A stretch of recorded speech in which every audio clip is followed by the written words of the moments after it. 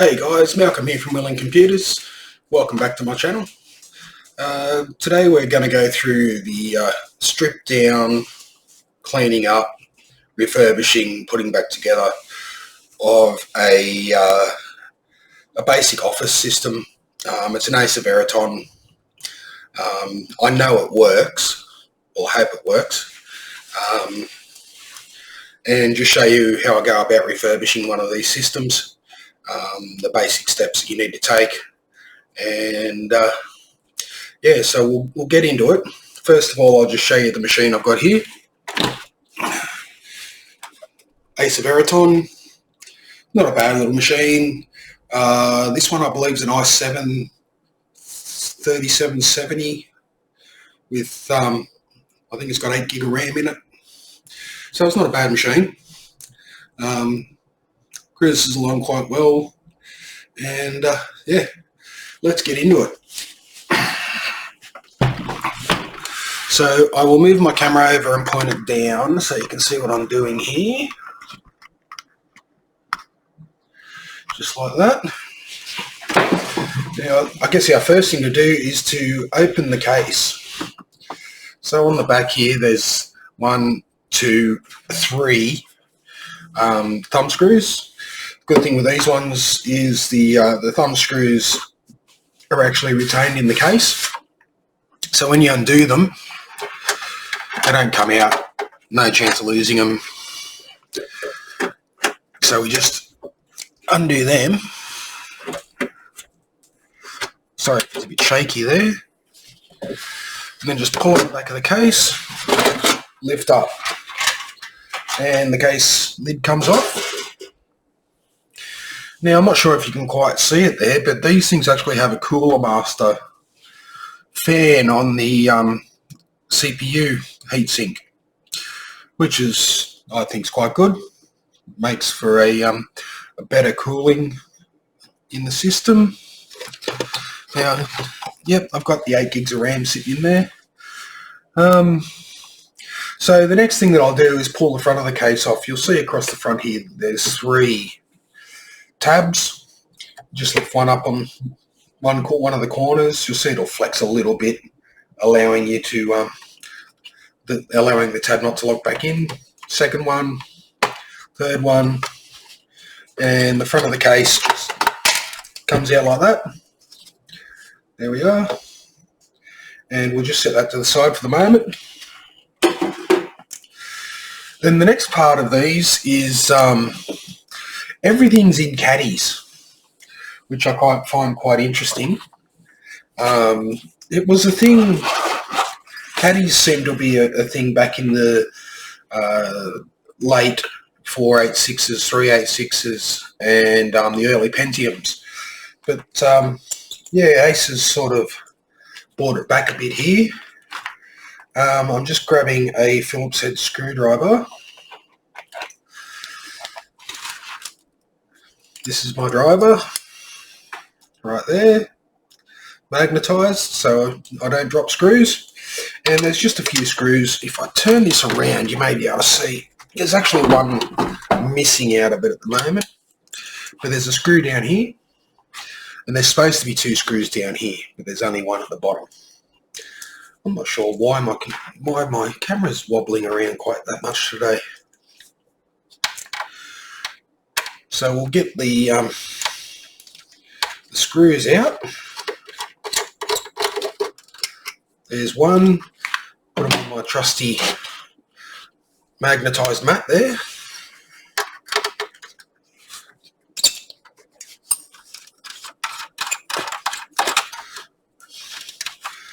There's the other one. So we'll give this a bit of a push out like that. Now I'm just going to disconnect the SATA cable off the back of the optical drive there and the power. And there's a memory card in here. So I just need to pull the cable for the memory card out from the USB port on the motherboard there. And now we can slide this whole thing out. Just like that. As I said, everything in this is in caddies. I guess in a way it makes it easier that you can put bits and pieces together and then just throw it straight into the machine. So that's our optical drive and internal card reader right there.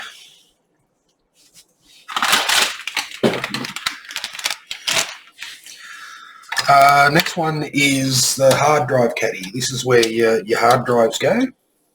So once again, I'll just disconnect the power and the SATA cable out of there, and I will, there's a little lever here which releases it.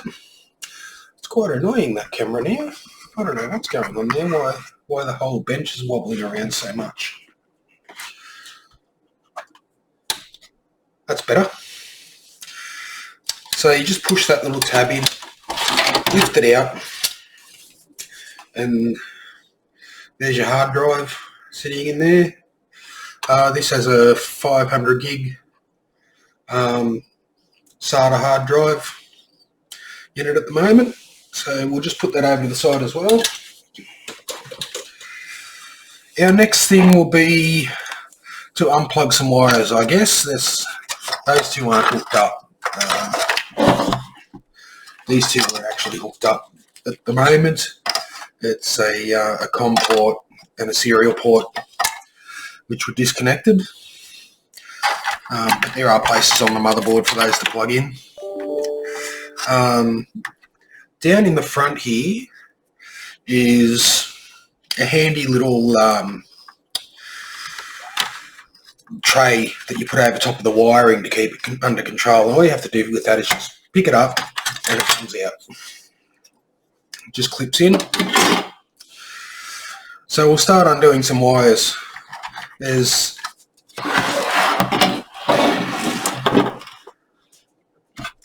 okay, so there's a couple of SATA cables.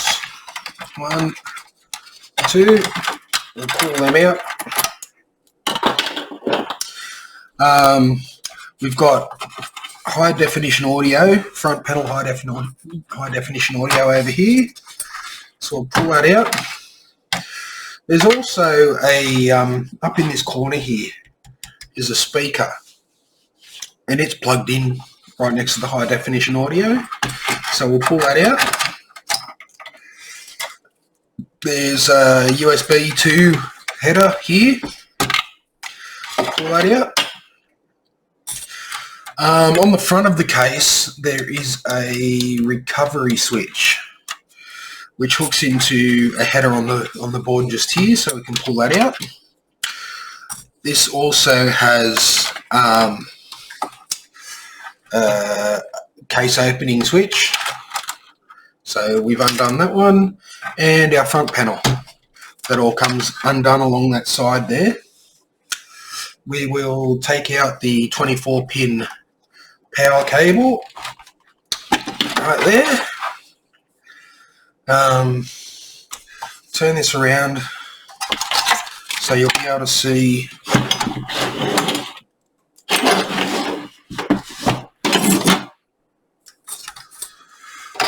oops, where is it? Here, there we go. So right here is your 4-pin CPU power. That's out. And that's about all the cabling we need to disconnect at the moment. I've also got a just an office style 1 gig graphics card in this machine. It's just here. And all you have to do with that is there's a lever you pull up here, no screws, little tab at the back of the PCI Express slot, push that down, pull the card out. And there's the graphics card. Next thing I'll do is I'll pull this power supply out. Now this isn't an ATX power supply. It's a small form factor power supply. It's retained by 3 screws. There are actually 4 screw holes in it, but the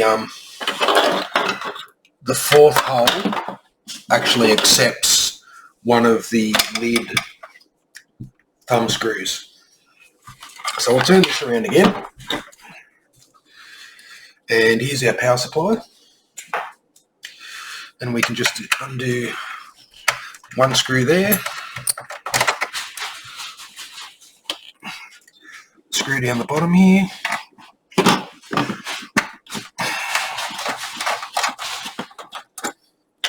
And another screw in this corner.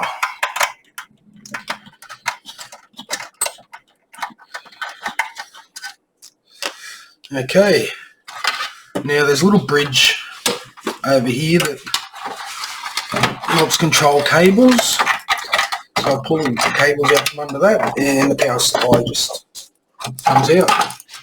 And that's the little small form factor power supply that they run in these things.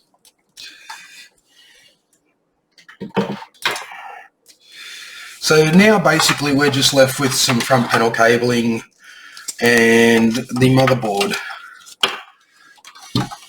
What I'll do is I'll move this over.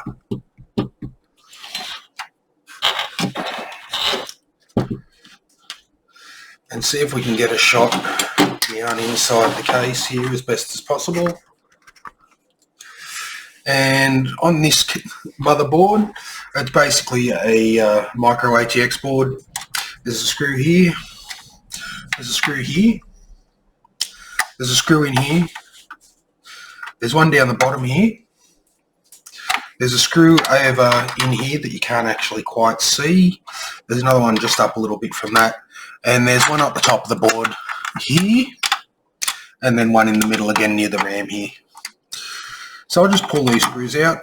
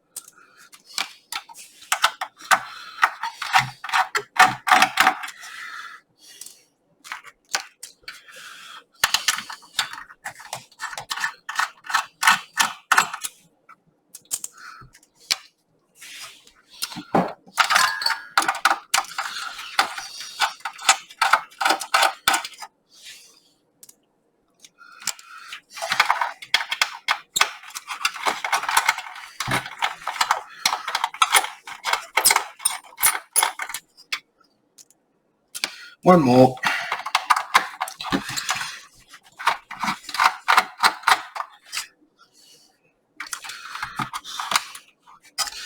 And there we are, all the screws are out. And now I find when I'm removing the motherboard, I like to put my fingers at the back of the board here. Just put my finger just inside the heatsink fan here, lift up on a bit of an angle, then pull it straight out. And out comes the board.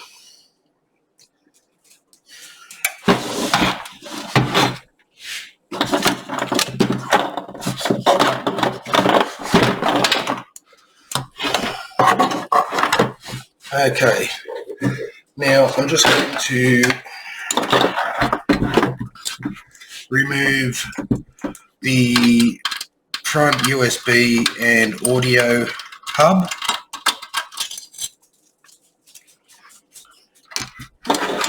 Just like that.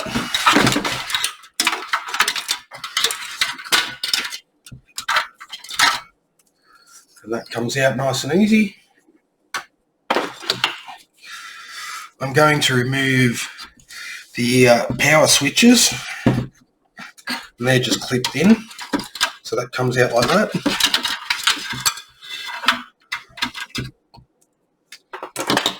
I'll remove this speaker over in the other corner here.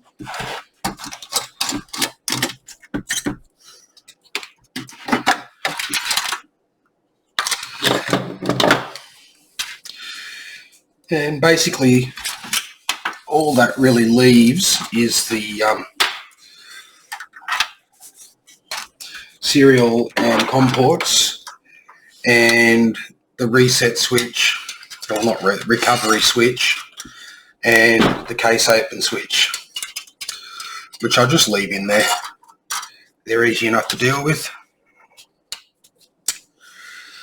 And if we have a look in the case here, we can see there's a bit of dirt and dust stuff inside. So we want to clean all that out. I'll put the camera back up. And on me. Okay, so that's a basic teardown. As you can see, quick and easy. Nothing too complicated about it. And we have access to what we need. What I will do though is I will knock the rear IO shield out. Just takes this down. It's here, you can see, and if I just push on it from the other side, give it a bit of a tap, it just comes out. That's your rear IO shield. Yours will probably look a bit different to that one. They're all different patterns in the way everything's laid out. The one piece of advice I can give you is that if you're going to pull a motherboard out and store it, take the IO shield out of the case that it came in, because these are specific to the motherboards. If you have two of the same motherboard, then yeah, okay, you'll have two of the same IO shield. But most of the time, you need to keep the IO shield with the motherboard because they are specific to each other. All right, so now what we'll do is we'll get into a bit of cleaning.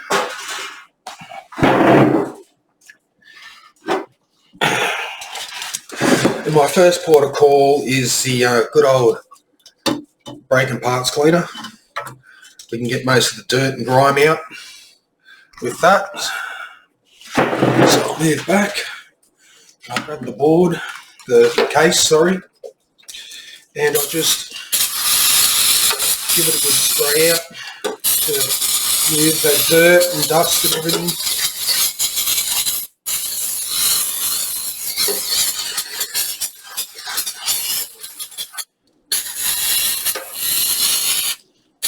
Make sure you get into all the little grooves and nooks and crannies. Get all that dirt out. I'll pull the PCI slot covers out. Then I'll turn this upside down, give it a bit of a shake out.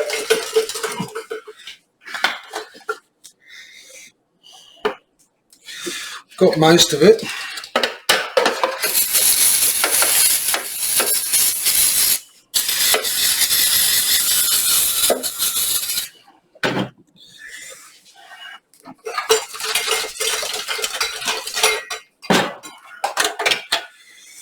And there we go, it's pretty good. I'll put it back up on the bench.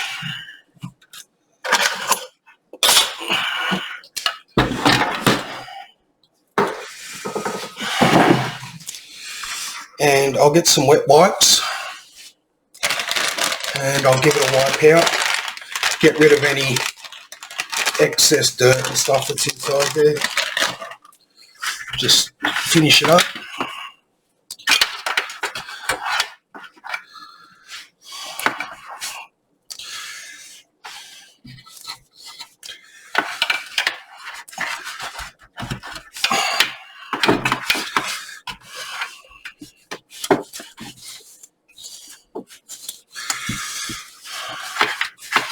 Just give it all a nice wipe out. Get rid of any of the excess dust and dirt inside the case. Make sure you get into all the corners. They tend to hold the dirt a little bit more.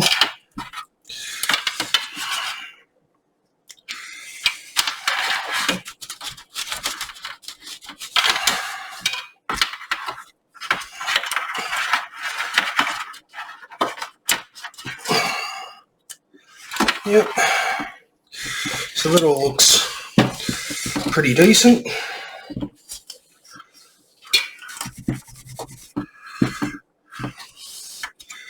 Get all your little ledges and edges and things like that, and give them a good wipe down.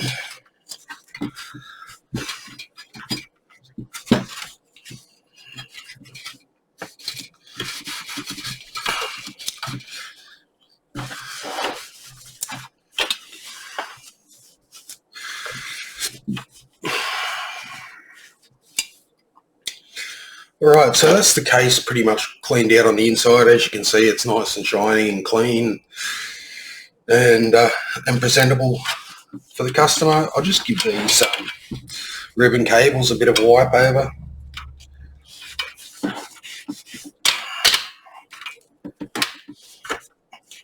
don't particularly want to undo the cable tie on there. It doesn't really need to be undone, so we just work around it a little bit.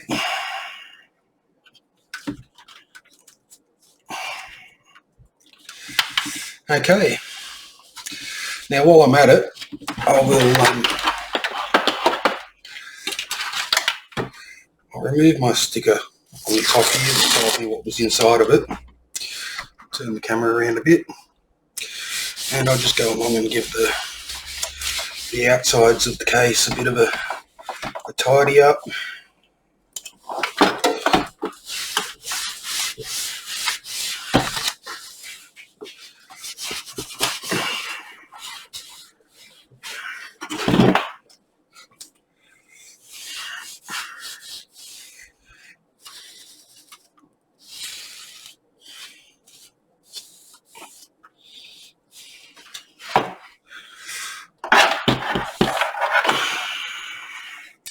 And there we are. I'll sit this to the side for the moment, and we'll have a look at this motherboard.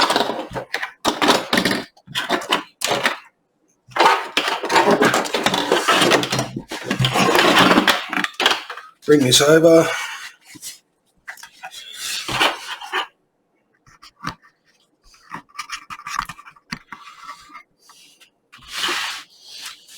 Now you see, I use this mouse pad. This is the rubber side of the mouse pad to sit my motherboards and things on.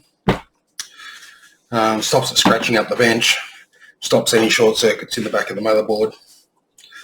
So what I'm going to do now is I'm going to remove the heatsink for the CPU. So I'll just undo these 4 screws around the outside. Oh, that's a bit tight. Might have to grab my other screwdriver. Here we go. 1, 2, 3.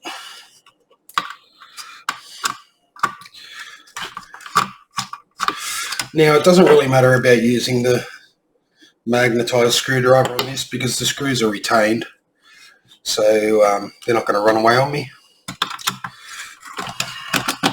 You'll notice I go around in a crisscross fashion when I'm doing this sort of work. As I said in previous videos, good habit to get into.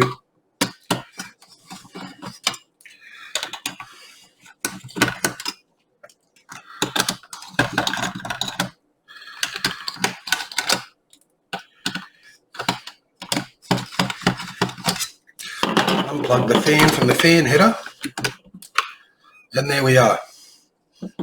That's the CPU off, heatsink off with the fan. Now, because this has screws in the corners, you could actually sit the CPU fan down like this. I don't like to do that with this type of CPU cooler. I like to sit it on the fan side, so I turn it up the other way and sit it like that. The next thing we're going to do is get the CPU out. So you notice there's a bit of a, if I pick this up, there's a retainer on the side here.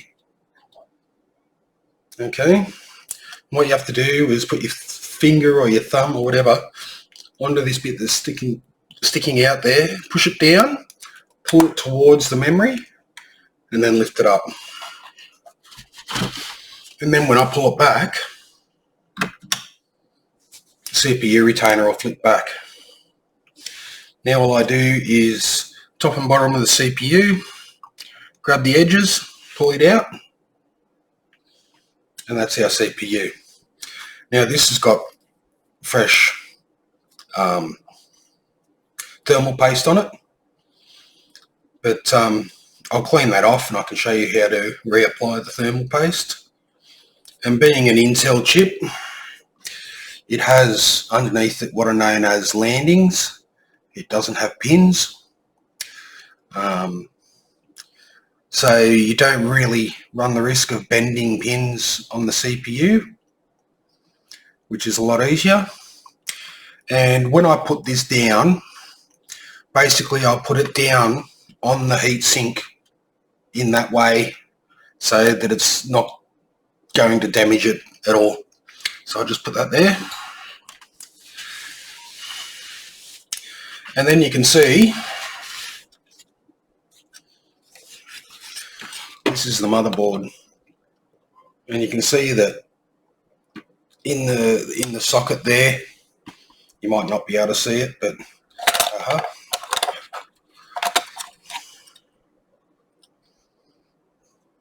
there are 1,555 pins in that socket. And with the reflection there, if there was a bent pin, you would notice that it would reflect a bit different. But this looks pretty good to me. There might be just a little odd reflection up in this corner up here.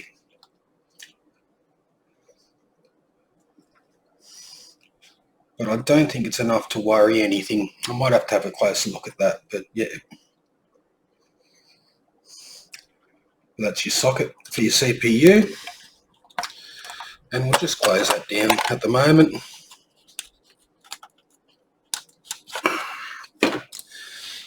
Then I'm going to pull out the RAM, which is just here.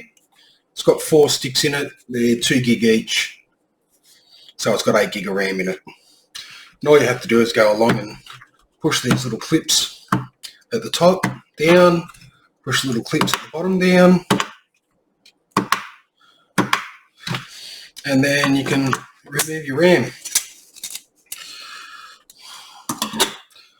Now before I go any further, I'm just going to get this bit of thermal paste off the CPU retainer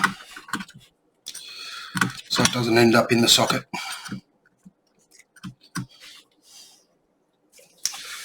Alright, so that's the basic strip down. You can also remove the CMOS battery. It should just pop out.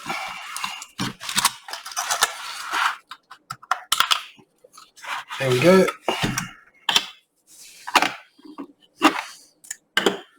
And that's the strip down of the motherboard. Now to clean it up, once again I'll use a bit of brake cleaner just in the slots to make sure there's no dust, dirt, residue inside of them. So I'll just grab this and bring it over here a little bit. And then not much left in this can. Just give it a bit of a spray.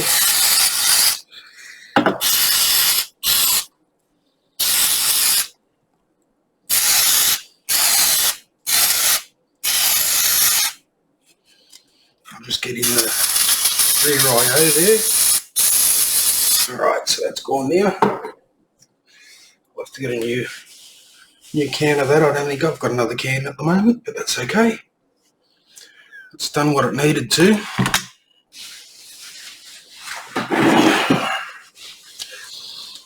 And now what I will do with that retainer sitting upwards is I'll turn the board upside down on the mat, and just let any excess that may be in there drip out. While I'm doing that, I'll get a new wet wipe and I'll grab this CPU. Always grab your CPUs by the edges. It's better not to touch the landings underneath or the heat spreader at the top. You're not likely to damage it if you do, but there is a slight chance. So it's always better to be safe than sorry. And I'll just take this off, thermal compound off. A lot of people say to use rubbing alcohol. I've never really had much of a problem with just using like a wet wipe or something like that. Even if I've got some brake cleaner left over, I'll just spray the top of it with brake cleaner. Sometimes, if it's a bit hard, solidified from heat. But yeah, just give it a, make sure you get it off. Now you don't really want to mix different types of thermal paste. They can react with each other. So always make sure if you're going to change the thermal paste, put thermal paste on, that you clean all the thermal paste that was on there off. Now, I actually put fresh thermal paste on this not all that long ago, but I still clean it all off anyway, just to make sure that there's no contamination. It's one of those things that it's a good habit to get into once again. So that's done. I'm just going to put that upside down on my other mouse pad that I've got over to the side here, and I'll grab the cooler, and once again, just the same thing, try and get the old thermal paste off.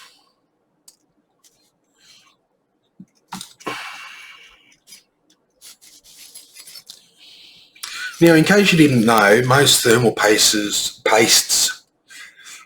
are a silicone grease. That's what they mainly consist of. That's your basic thermal pastes. You can get thermal pastes that have really, really fine metal particles in them, and you can also get a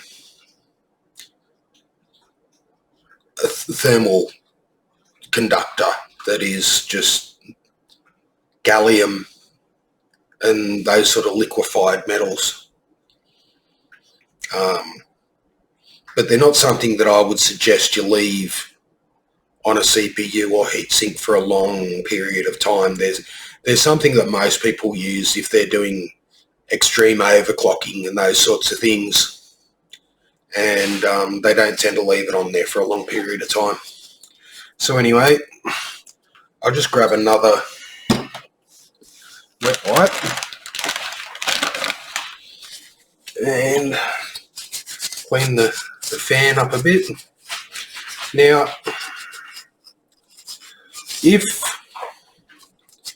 this CPU cooler was full of dirt and dust, I would actually remove this fan. There's 4 screws in it, and it'd lift straight off, and then I could blow with either air or a spray can. I can blow the dust out of the cooler and clean the bottom of the fan. I know this one's good because I've done it previously, and I'm just doing this as an exercise to show you guys how to do this job.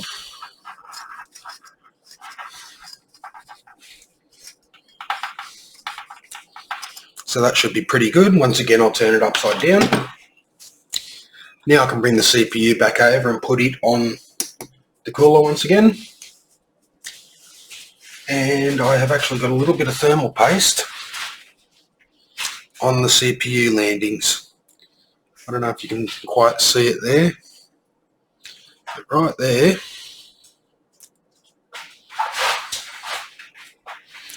was a bit of thermal paste. It's gone now, so it should be okay. Right. So now, give the RAM a bit of a wipe over just to get any dust off it.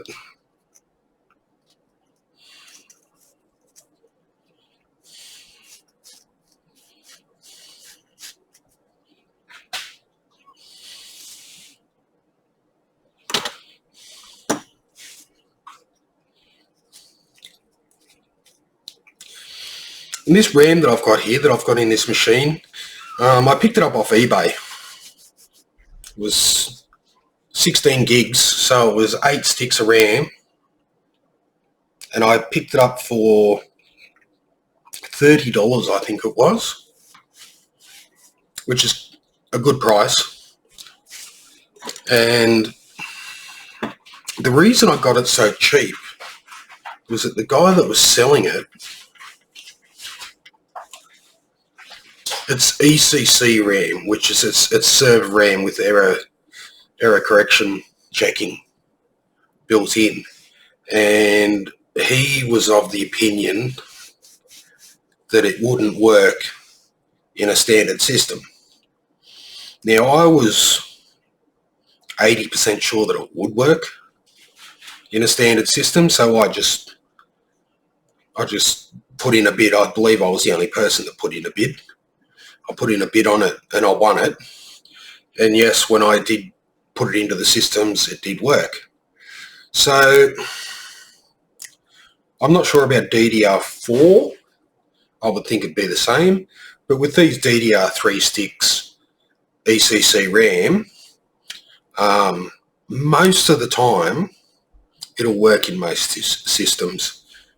I do have an older Dell system that is very specific about the RAM that it wants.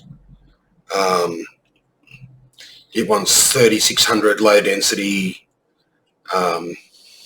non-ECC RAM, and anything else it just won't take. But most systems will take a variety of RAM, especially Intel systems. They're usually very good as far as RAM's concerned. AMD systems, well, they can be a bit picky about the RAM that they prefer.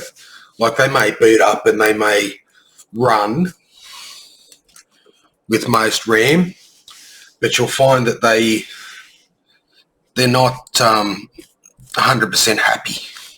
They need specific RAM generally. And that comes down to the motherboard manufacturers and the RAM manufacturers. It's not really anything to do with AMD themselves. It's more because they're in and out in the world of computing with their processors. They haven't always had the best run of being good with processors. Not that I don't like AMD. I've actually been a bit of a fan of AMD since the Athlon and Semprons, and they have always been a little bit choosy as far as the RAM goes. It's actually getting worse as time goes on. Maybe it'll get better now that that the Ryzen CPUs are more popular.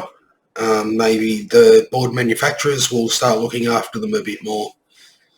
But yeah, generally with Intel, you can throw any sort of RAM into it as long as it's like DDR3 and a DDR3 board, DDR4 and a DDR4 board, and it's pretty much going to work.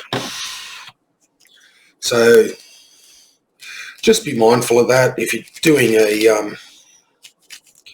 an AMD build, just go on to the AMD website, or even the motherboard manufacturer's website, and check out what's recommended for the chipset on the motherboard, what RAM is recommended. Like, I've got a mate who's running an AMD Ryzen 5, anyway, and he put RAM onto the motherboard. Started out with 32 gig, two 16 gig sticks, and it was great, running nicely. Obviously, he didn't check to see whether it was the right RAM or not, but yep, it was doing great. Absolutely wonderful. And then he upgraded his RAM, and it was RGB RAM. I believe it's Corsair Vengeance or something like that. And when he put the extra 2 sticks of RAM in, the first sign he got that there was a little bit of trouble was that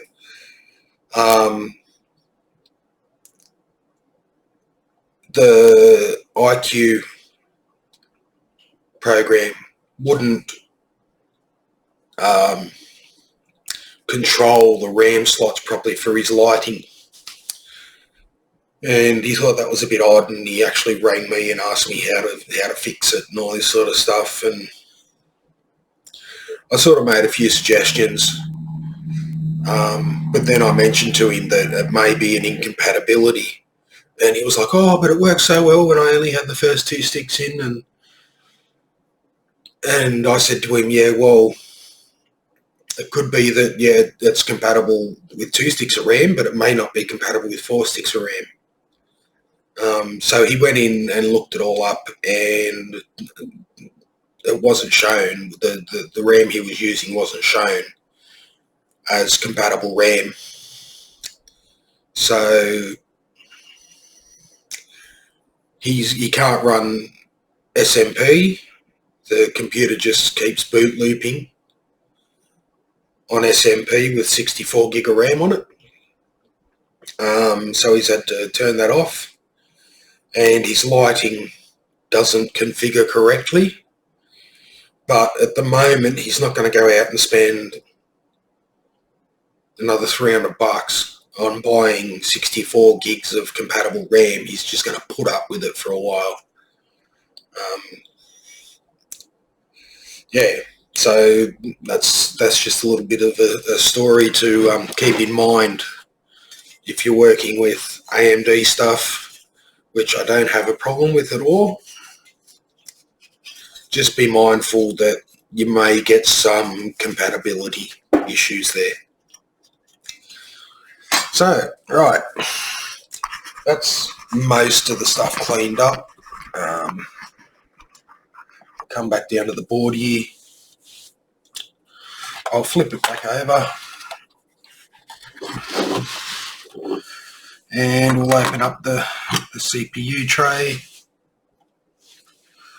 And we'll grab the CPU. Now, whenever you're fitting a CPU, see if we can see it here, you will see that, whereabouts are we? There we are. You'll see there's a little notch here, and there's the same on the other side. There's another little notch. And 99% of CPUs will have that sort of little notch. And if you could see on the motherboard, there's actually a notch about here, and there's a notch about here.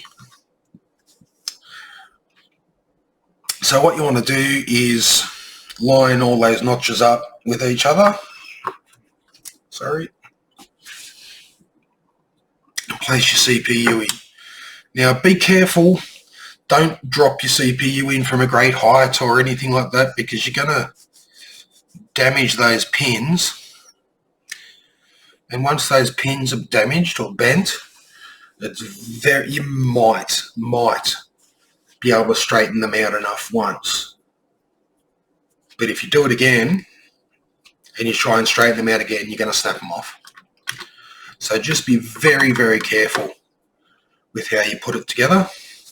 Now that that's in and it's not moving around, it's in there, you put the retainer top over, and then we pull this down. You can see it's a bit spring loaded there. Pull it down, pull it out a little bit towards the ram, slot it underneath the retainer there. And that's your CPU fitted. Nice and easy, nothing to be scared of, but take the time, make sure it's lined up properly and get it in there the right way. Now I'll put the ram back in. Now once again, with your ram, you'll notice there's a bit of a slot here. And it's not exactly in the middle, it's offset, which means it'll only go into the socket one way.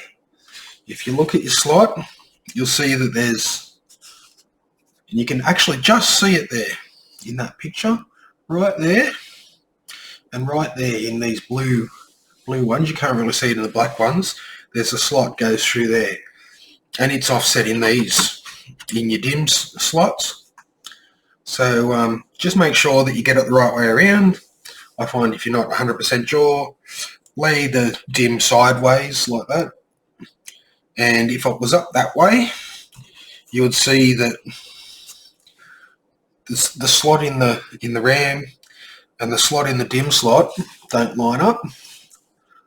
So you just turn it over and they line up, and that's how you put them in. Now, I guess I should show you this as well. To have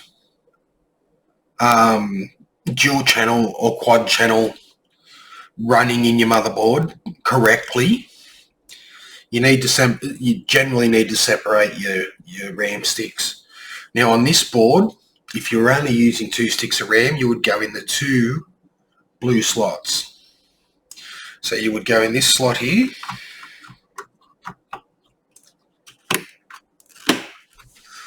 click one side, click the other side, it's in, and then you would go this slot here. And once again, to put it in, push down one side, click, other side, click, and you'll see that these tabs come up. So that's if you only had 2 sticks of RAM and you were running dual, wanted to run the dual channel, that's how you put it in the board. But since I'm running 4 sticks, it doesn't really matter. And they're all the same. So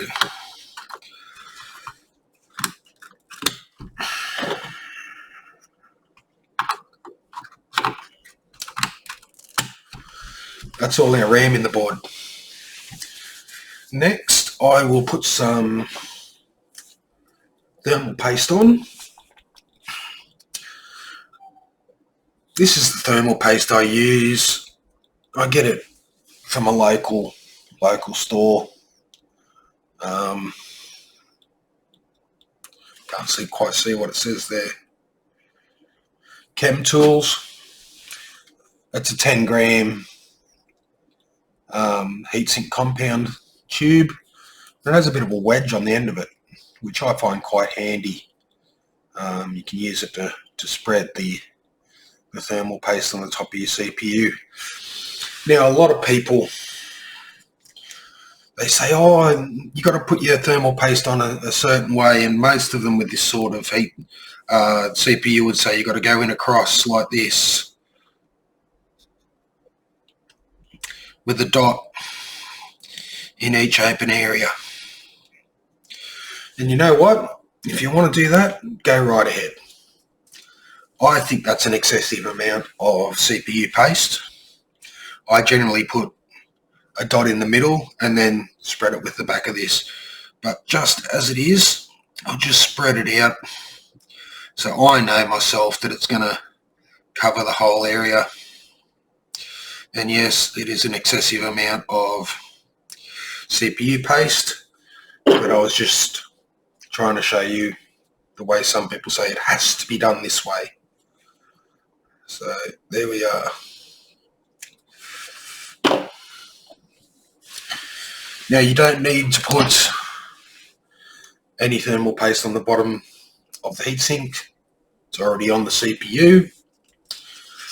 Now with your Intel style CPUs, the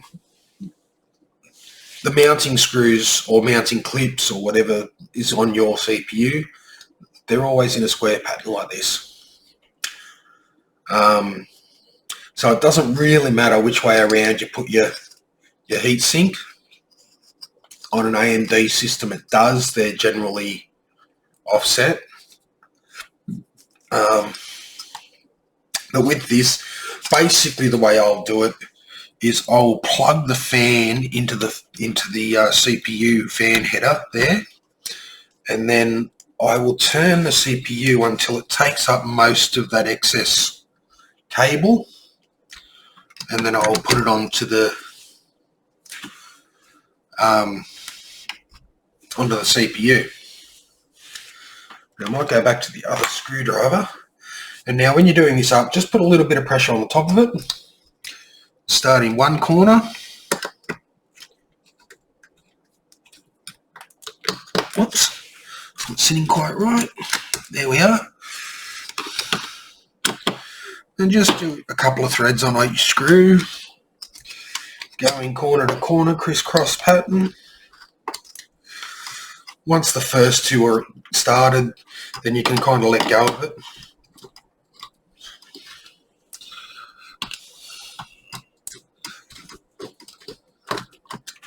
And then go back around, a couple of turns at a time. Now this just makes sure that your cooler is pulling down square on that CPU, and you're not squirting all the thermal paste out one side.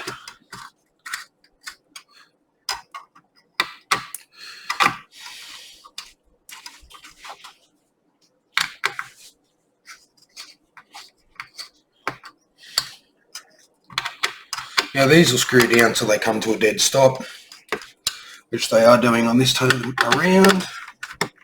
Oops, in the screw. Yep, I'll just go in and check once more that they're all tight.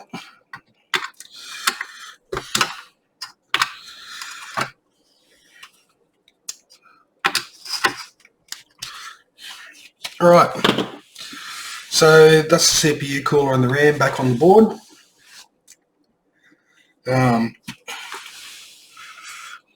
It's pretty painless, fairly easy to do, and we can actually just sit that off to the side somewhere at the moment, because now we're going to start prepping a couple of things in the case.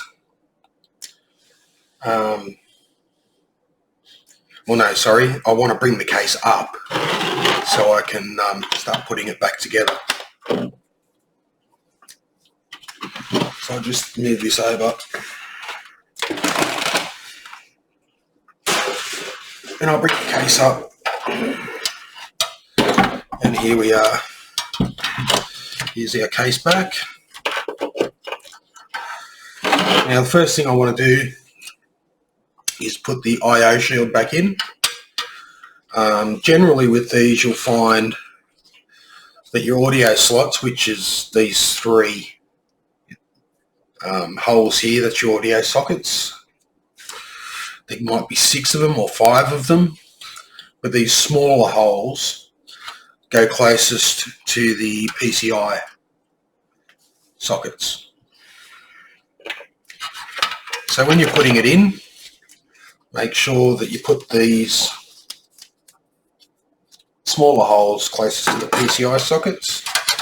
Bring it over, place it close to where it needs to be, and then just give it a bit of a push on each corner, and it should just pop in like that. Run your fingers around the outside to make sure it's sitting evenly all the way around, and it's in. Now you may, if you've never done this before, you may have a little bit of trouble getting that in. Just persevere with it. It will go in, and just takes a little bit of practice.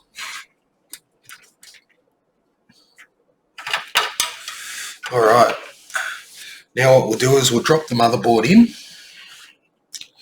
So I just pick it up by the heatsink.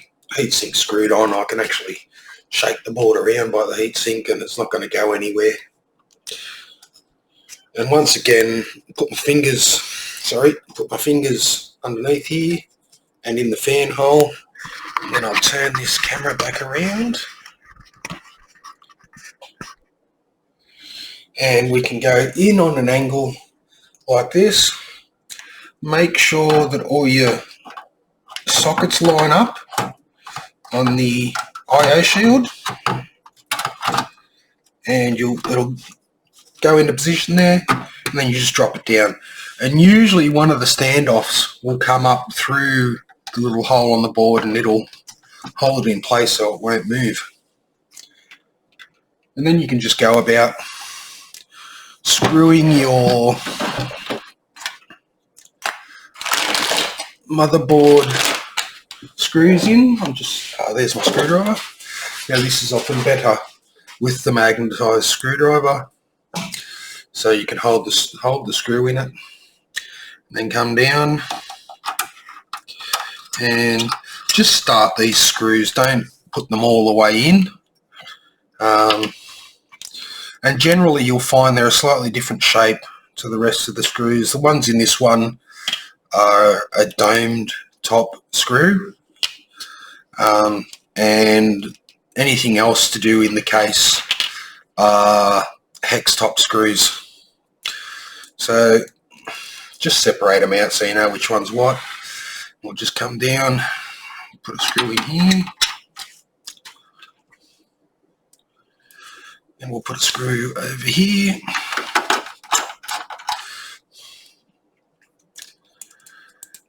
Then a screw here.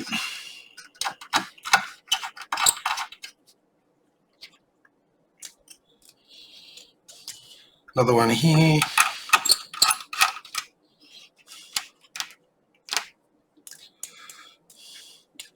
One more here.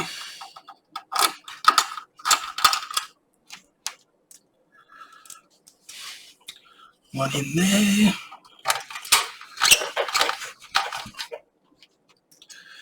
And the last one in this corner here. And now whoa, that didn't work. What happened there? I was in the wrong hole. Goes in there. Now what I'll do is I'll just go around and tighten them up again. This is probably the only time that I don't worry about the crisscross method. I just make sure I get them all. Generally go in straight lines, as you can see from the back of the board to the front of the board, and that's if you call the I/O shield, rear I/O the front of the board. Sounds kind of weird, rear I/O in front of the board. So that's there, and one more just there. Okay, so that's the motherboard in. And I like to do it when there isn't a whole heap of stuff sitting around in there, or your cables and stuff like that. It's a lot easier because you're not pulling things out of the way as you do it. So I think the next thing that I'll put in will be the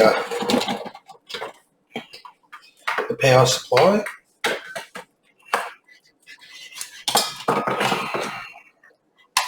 I'm just going to, normally I would spray this out with, I'd hold it up this way and spray brake cleaner down through here, let it drip out through the bottom, and then I'd do it the other way.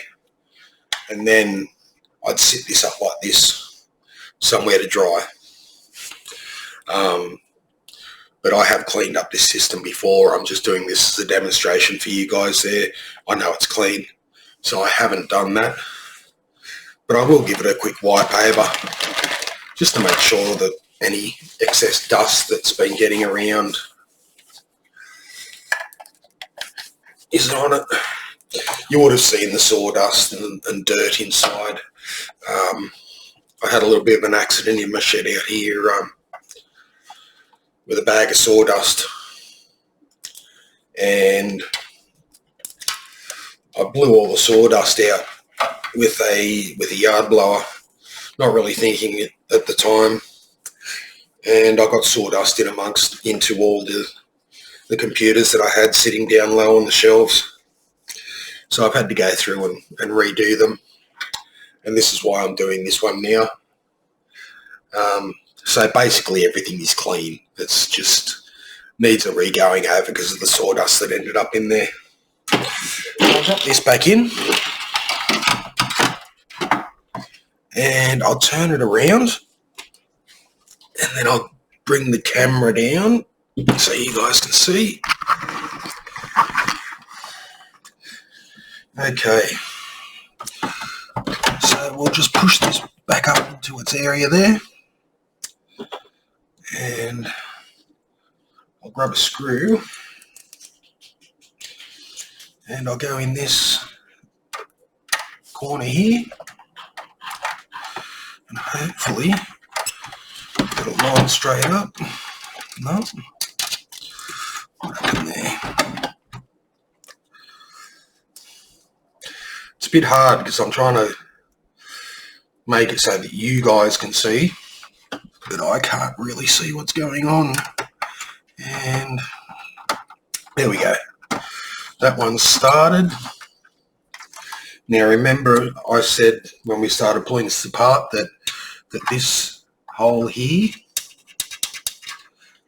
we don't put a screw in that one because the cover for the computer, the thumb screw from the cover actually goes in that hole. Alright, so a second screw.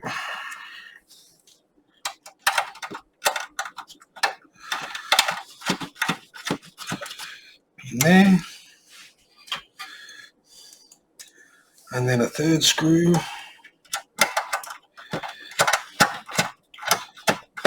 Into there. Alright. So now I might go ahead and plug the main power cables in.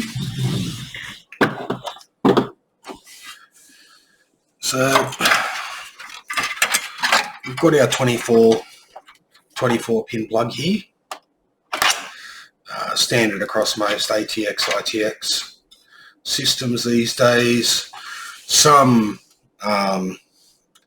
Dell and Lenovo boards have different power plugs, so just be aware of that if you're looking to swap a board out of a system like this into another case, then just check what sort of power leads you need, or if you're able to transfer the power supply from that system into the new case. So we'll just lift this up a little bit, put that underneath there, and then plug that straight into this slot here, like that. And we also need to put in our 4-pin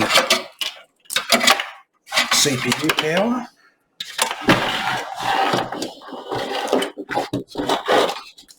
Which goes right up here. Try and turn it up more. Yeah, now you can see it. It's a white plug up here. And we just drop this into there.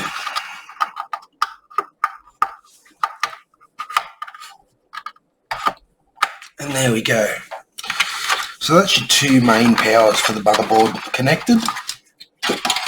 Here we have another one that comes over the optical drive, and this is actually for a floppy drive, if it had a floppy drive in it.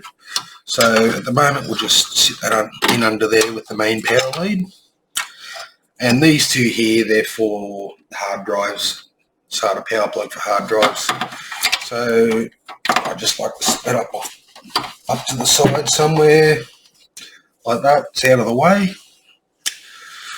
Now, I've got to start putting bits back together. So this is the front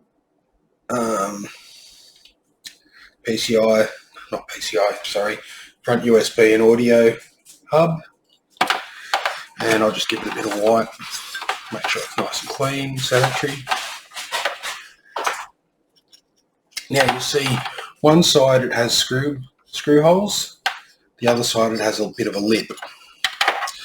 So the way this goes in, you'll see down here, there's a groove here, and a screw hole on this side. So we put the cables through the hole,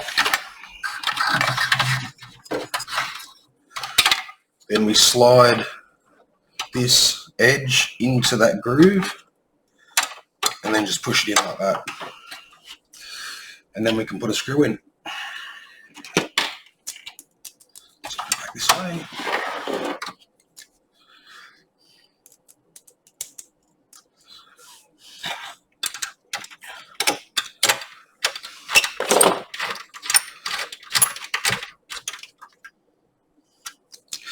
Just like that.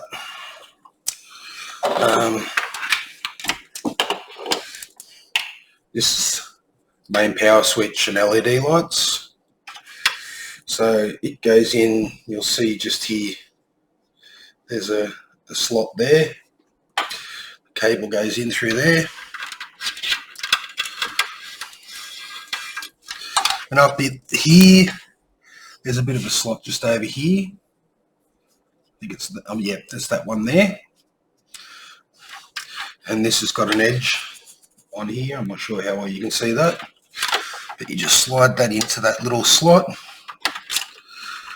and clip it in. And that's in there.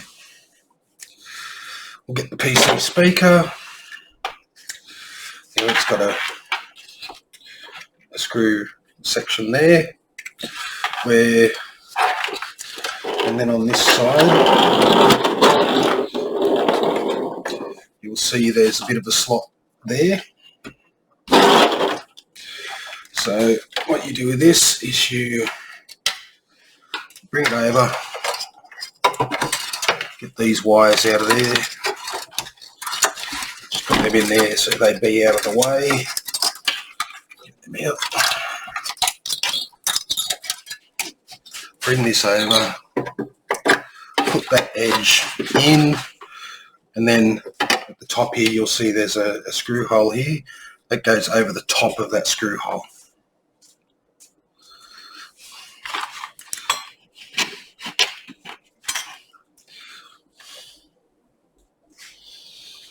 Where did my screwdriver roll off to this time? There it is.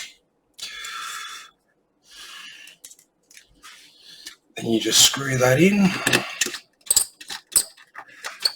just like that. That's in there. And what else have we got? I think that's about it, other than putting the optical drive in and the video card in. So it's now time to plug some more things in.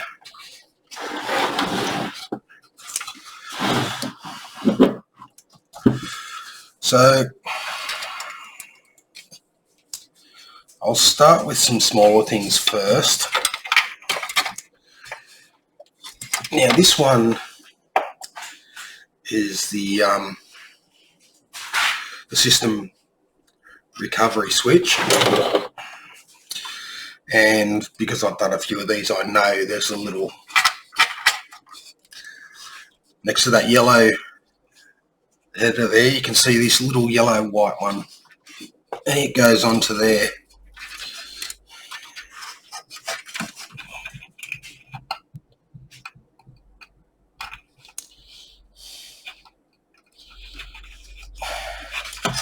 Just like that. And then this one, this is the case intrusion pins, and it actually goes on a little black header just here.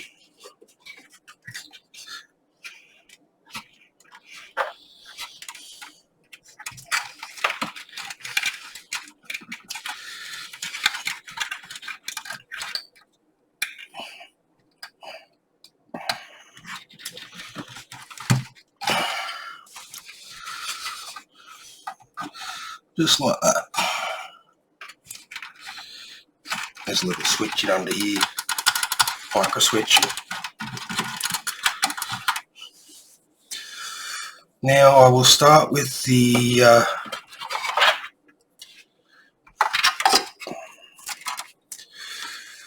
put the other cables over to the side. I'll plug the speaker in. Now if you look at these pins, locate these cables, get it in the right, there we go. You'll see that this is an 8-pin cable and one is blanked off right there. Now that helps you to know which way it plugs onto the motherboard. Now if you had a look at right back here, there's a purple slot here, then there's a little black one here. Now if you could see that, you would see that there are 7 pins there, and it's missing a pin in the same location that the blanked off one is on this. So that tells you how to put this in, and we will just bring it over and put it on like that. And yep, that's on correctly.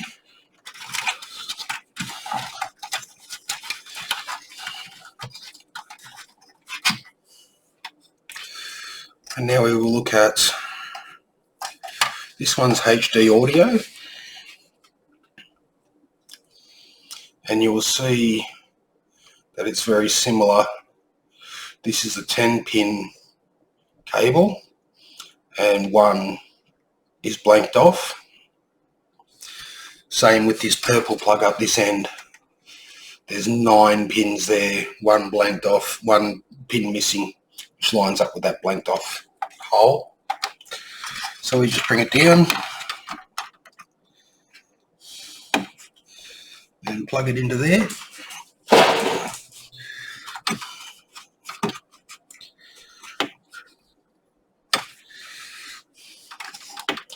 Just like that.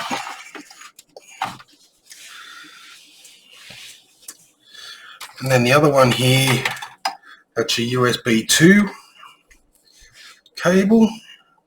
Now you can see it's also a 10-pin plug, but the blanked off pinhole is in a different location. So it'll only go into a USB 2 pin header. So it comes over and it goes into this yellow plug right here. Okay. Now this is your front panel power switch and LEDs,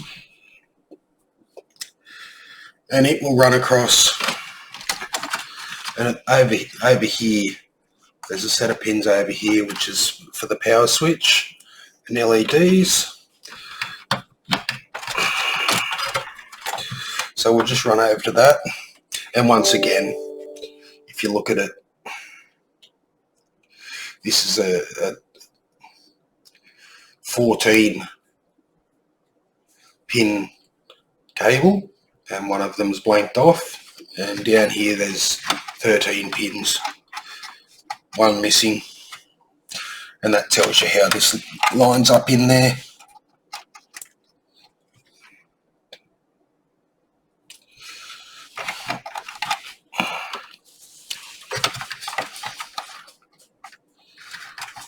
Just like that. Okay, we just need to do a little bit of cable management here. Put that under there and push that bridge back down.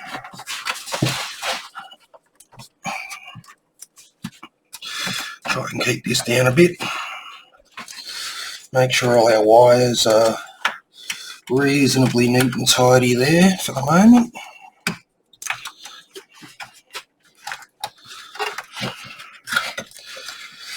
And then we can put the cable maintenance piece in, and it just slides in at the bottom here with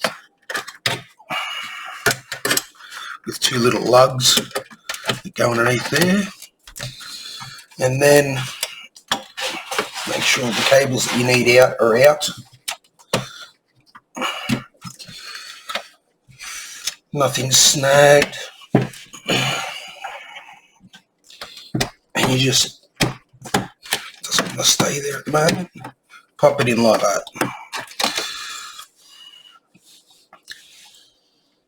And that sort of controls all your cables within the system. Now we'll put the optical drive and SD card reader caddy in.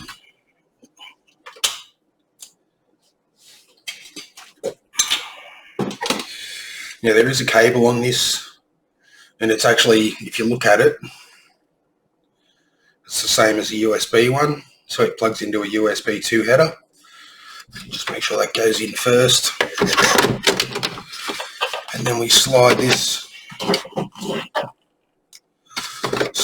back in like that. Then we put the screws back in.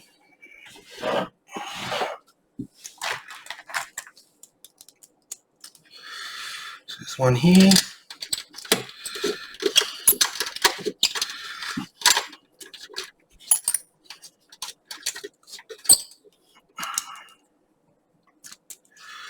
And one over here.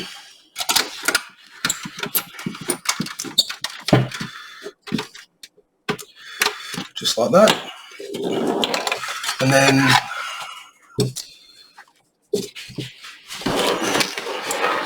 there's another black USB 2 header just here that plugs onto.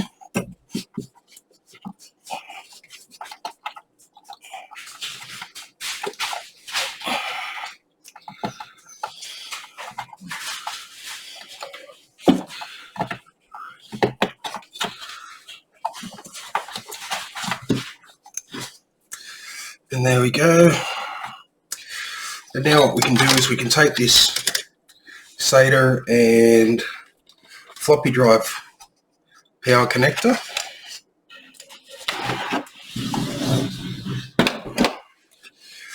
and it goes here in the back of the optical drive.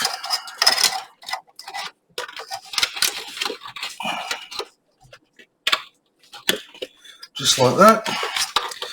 And then we can just put this cable down in underneath, out of the way.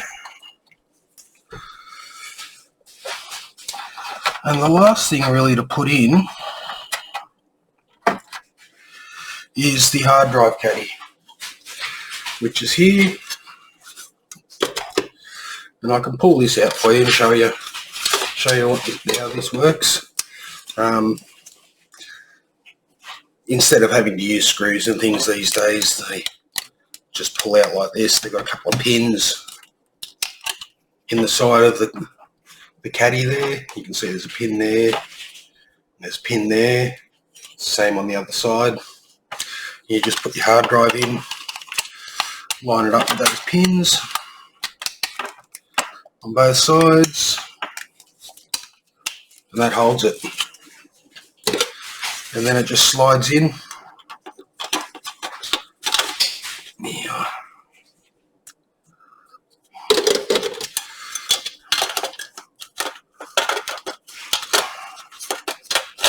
Which way does it go? This way. There we go. slides in and clips in.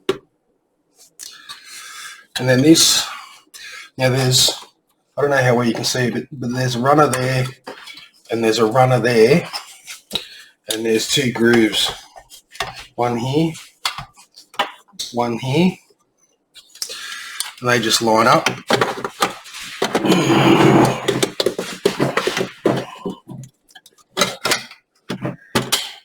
It just slides in like that.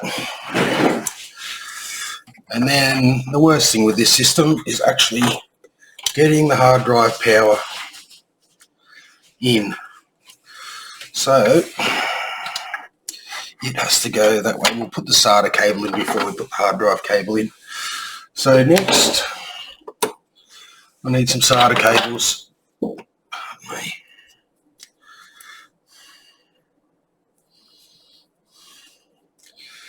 I have a red cable here that I was using for the optical drive, but I might actually put it in the hard drive because it can go up this way.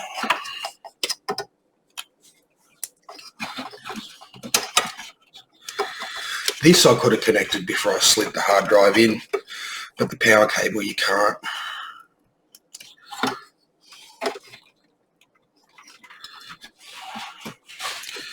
And you might think that I'm putting this cable in upside down, but I'm not. It's actually a reverse connection. There we go. And now I can come down this way.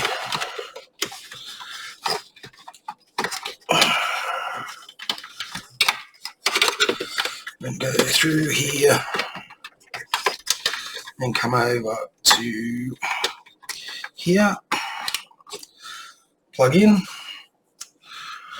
Then I have this black one,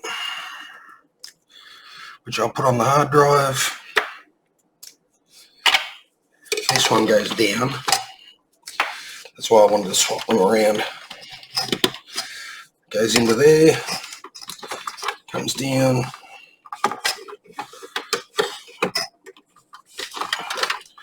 around, and plugs in there. So those are in. Last bit's the power cable for the hard disk drive, which goes this way.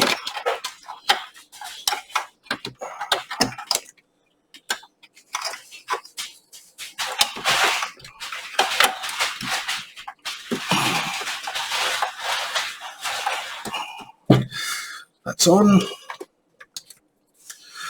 The one thing that I did forget to do was to plug the serial port back in, which goes down in here underneath the optical drive.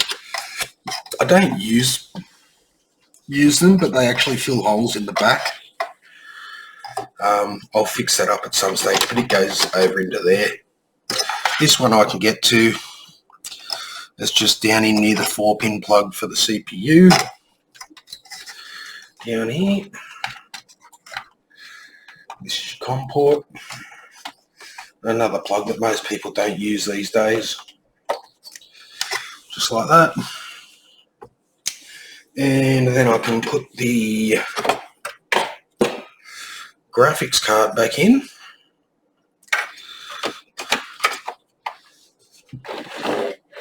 Just in here. Line it up with the slot. Push it down. And it clips in. Now it's not in there quite right.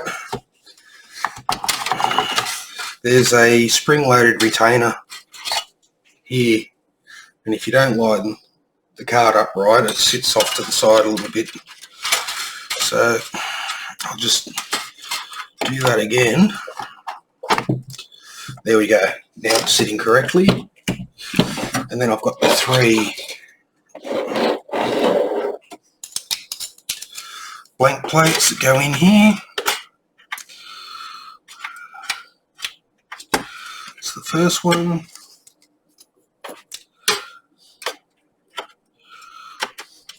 Second one.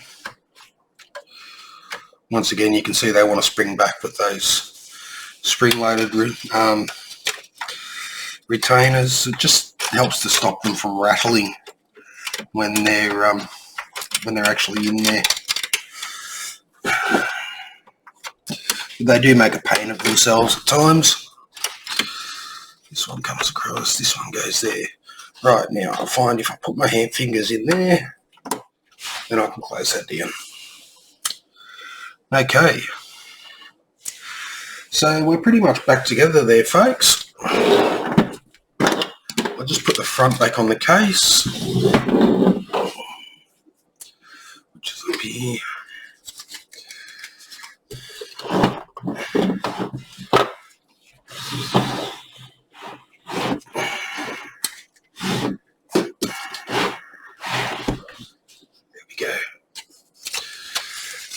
Now, when you're looking at this, actually it's a little bit dusty in there, so I'll give that a bit of a wipe out.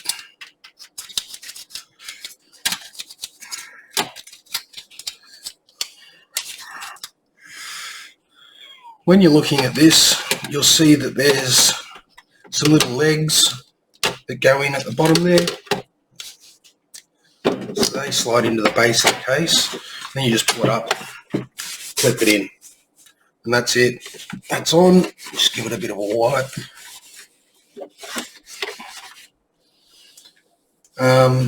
Yeah, and other than putting the top on, that's all back together. So what I'll do now is I'll stand it up and I'll put it over here next to another computer that I got sitting there. I'm sort of in the middle of a build on. And I'll hook it up and make sure it's going to work. So I've got video.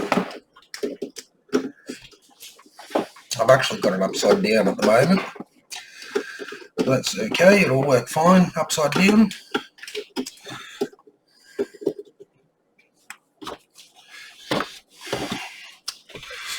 Got a keyboard here.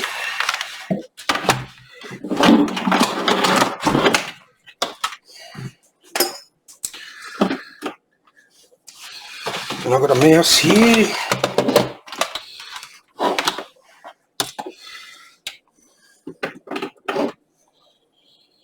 Okay, plug some power in.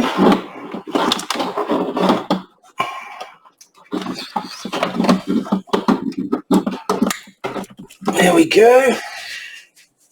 Just like that. And we will see if it's going to start up.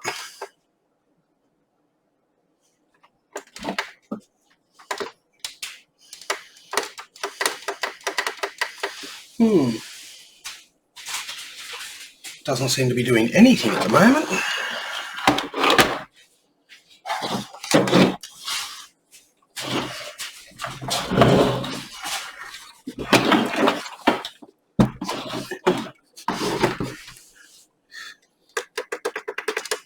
Maybe I haven't got the front panel connected properly. Let's have a look. I'll take all this stuff out.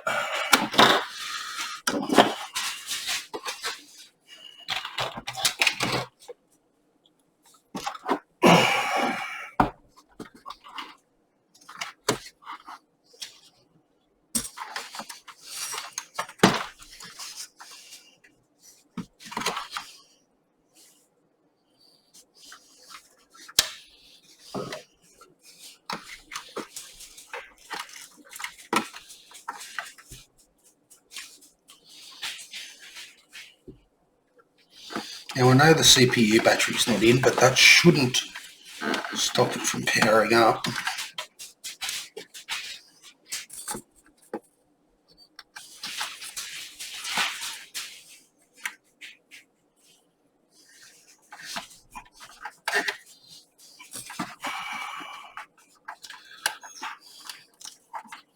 Sorry guys, I'll turn this around.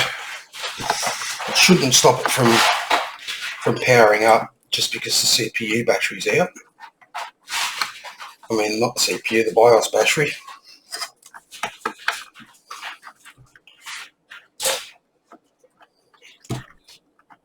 Make sure that goes down firm. Yep.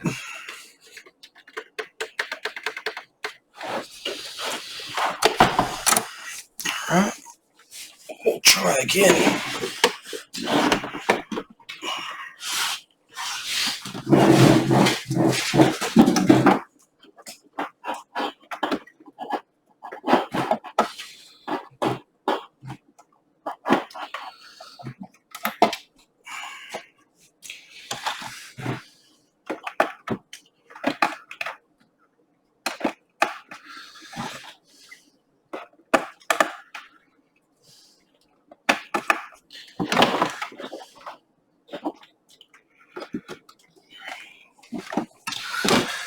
Let's see.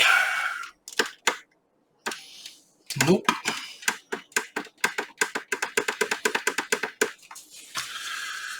Yeah, I have nothing.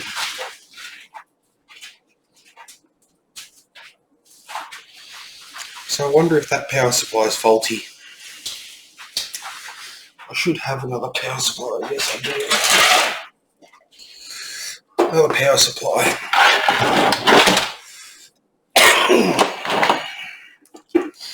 Now I won't immediately put it into the machine.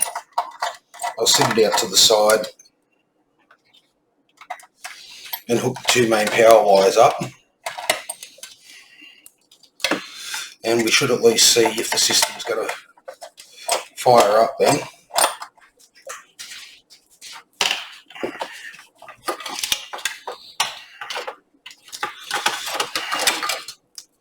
So this is exactly the same power supply.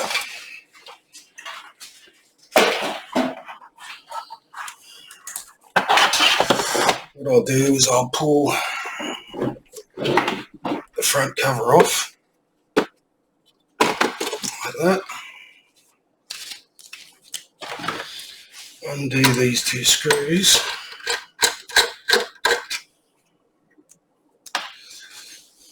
So this is for the optical drive caddy that I'm taking out here. I'll slide that forward a bit so that I can now take the 24 pin cable out. Oops, my camera fell down. Having some trouble today with that camera. Now pull the... Oh, it doesn't want to move. Might have to pull this up.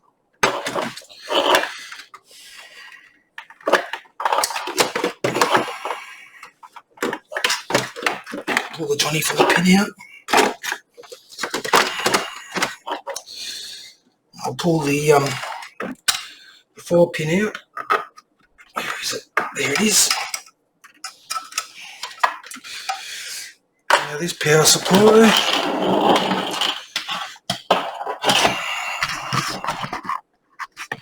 This power supply. I'll plug the 24 pin in.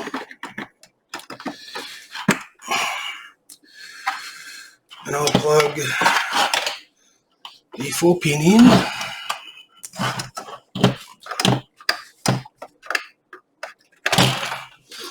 Just like that. And then I'll put some power into it. Like that. And then we'll hit the button. And once again, nothing.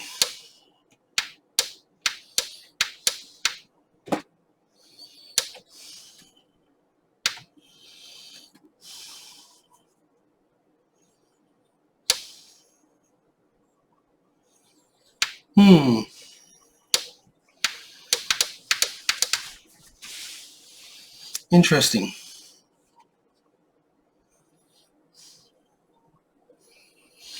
I know that I tried to take this board out of here and put it into another case. And I was having issues with it. It was starting up, but it wasn't going into BIOS. It wasn't posting.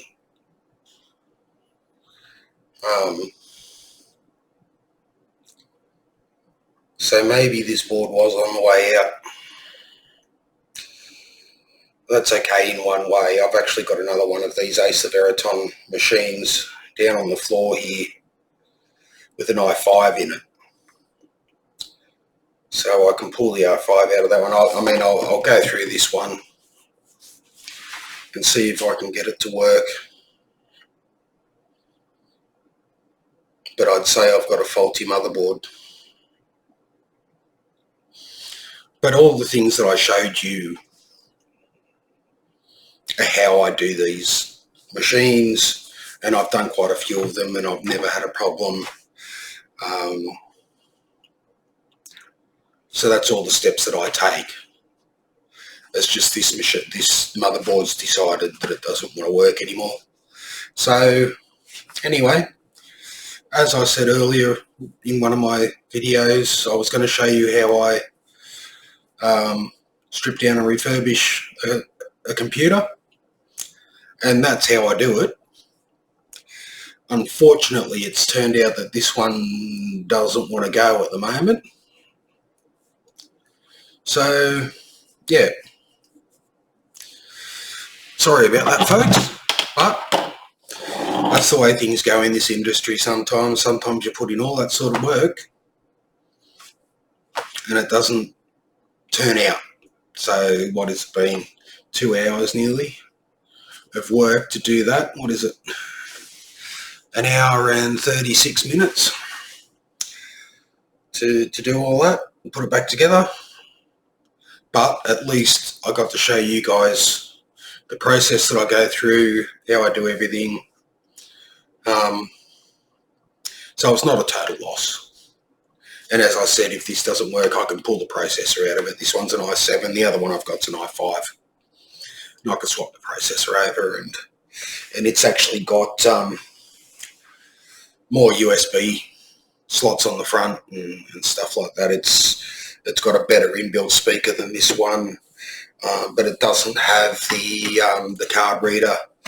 So I can put the card reader from this one into the other one with the better onboard speaker and build a better computer out of the two of them. But anyway, that's how I go about doing my refurbs on office machines, ex-office machines. And I hope you enjoyed watching it.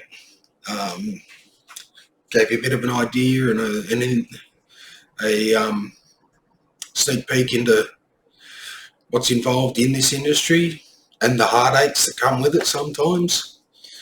And yeah, if you enjoyed the content, please give me a thumbs up. Subscribe to the channel, please. Hit the bell so you get notifications when I'm online. And yeah, thank you for sticking with me. I'm Malcolm from Willing Computers, and that was today's video. Thank you. Bye.